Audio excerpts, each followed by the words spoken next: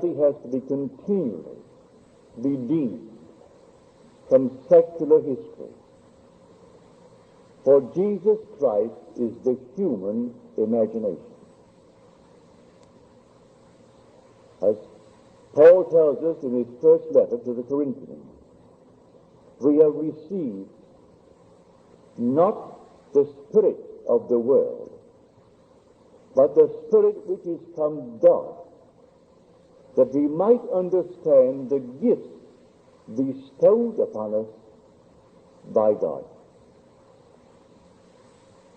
Now tonight we will show you one of these gifts, if you really understand who Jesus Christ is. I tell you, he is your own wonderful human imagination. That is Christ. It comes as a shock when you first hear it if you are raised in the tradition, sir, as the speaker was. I was raised in a Christian home. And naturally, like the hundreds of millions of Christians, we were taught it as secular history. A little boy who was born of a woman who knew not a man, and that his father was God. He was the Son of God. And that was the story as I was taught it. But I was searching and seeking from the time I think I can remember. I believed the story as Mother taught it to me. I did believe it. And I can't tell anyone the shock that was mine. And sometimes maybe I wondered if it would not have been better to turn back, like Israel in the desert, and go back into slavery. But I couldn't, any more than they could. They had to keep moving towards the promised land. For when you are disillusioned, having been taught the story, as we all have been taught it, to discover that he is not something in history. He is nearer than your breathing. In fact, he can't even be there. He is your very self. He is your own wonderful human imagination. It comes as quite a shock. Well, I can tell it best by telling you a story. The year was 1933. Roosevelt was elected. I had been in this country for 11 years. I never really wanted to go back to Barbados. My parents came up in that year, and they pleaded with me to come to Barbados and join the family, become a member of the family. And I declined. I said no. I saw them off at the boat, and strangely enough, as they sailed, and they were on the deck, and I waved goodbye to them, a peculiar feeling came over me. And I had a desire that I never had in 11 years, to go to Barbados. I had just said goodbye to them, and said no to their request. They would have paid all expenses and brought me back, and everything would have been perfect. Then from the boat, I went to my old friend Abdullah. He was born, so I am told, in Ethiopia. He was a black man, raised in the Jewish faith, but really understood Christianity as few men that I ever met understood it. He understood the law, not the promise. He understood the law. So I went to him and I told him the feeling that came over me, that I wanted to go to Barbados. I just waved at my parents, and a peculiar feeling possessed me. And he said to me, "You are in Barbados." Well, that did not make sense to me. I'm standing in his place on 72nd Street off Central Park West. That's where he lived. He lived at 30 West 72nd Street. And here I am in this place, and he's telling me that I am in Barbados. He didn't explain what he meant. So, as the days went by, I said to him, "Ab, I am no nearer to Barbados than I was when I spoke to you." And he said to me, "If you are in Barbados, you cannot discuss the means of getting to Barbados. You must actually live in Barbados, in your imagination, as though you were there, just as if, and view the world from Barbados. If you sleep in Barbados and view the world from Barbados, the means will appear and you will go to Barbados. But as far as I am concerned, you are already in Barbados, because you desired it. That intensity, all you have to do is simply to enter it.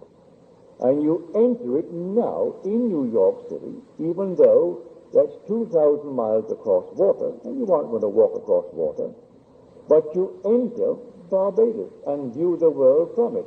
If you see the world from Barbados, then you have to be in Barbados. He did not explain to me then, but I learned later, that man being all imagination, man is wherever he is in imagination. And imagination is the God in man, that is the eternal body of the Lord Jesus Christ. And all things are possible to him. And by him all things were made, and without him was not anything made that was made.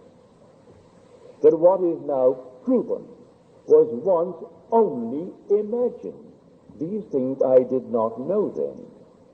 He simply talked in the overall picture. But I did my best, and I stepped mentally in Barbados, in my mother's home.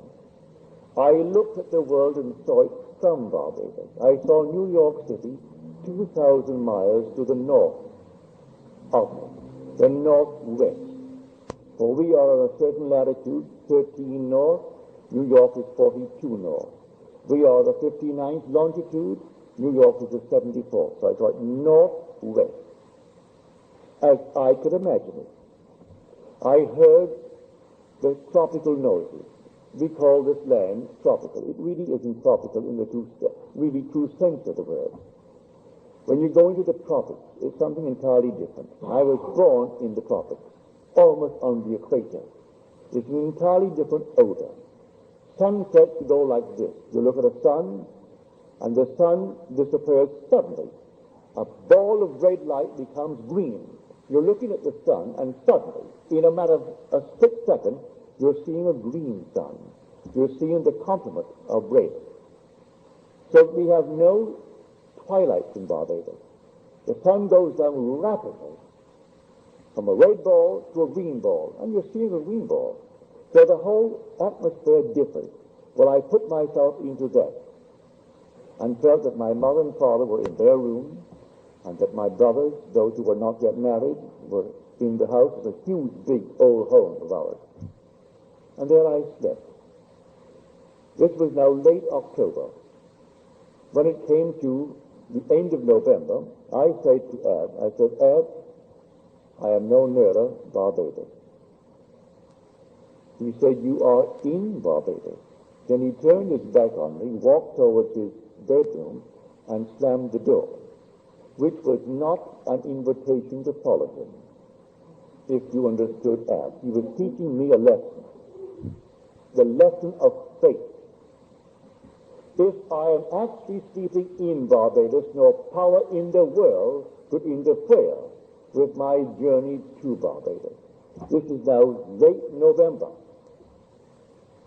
The last ship out of New York City, sailing for Barbados, was the 6th of December. I wanted to get there by Christmas. And so I could not raise the question anymore. But on the morning of the 4th or the 3rd of December, I got a letter from my brother Victor.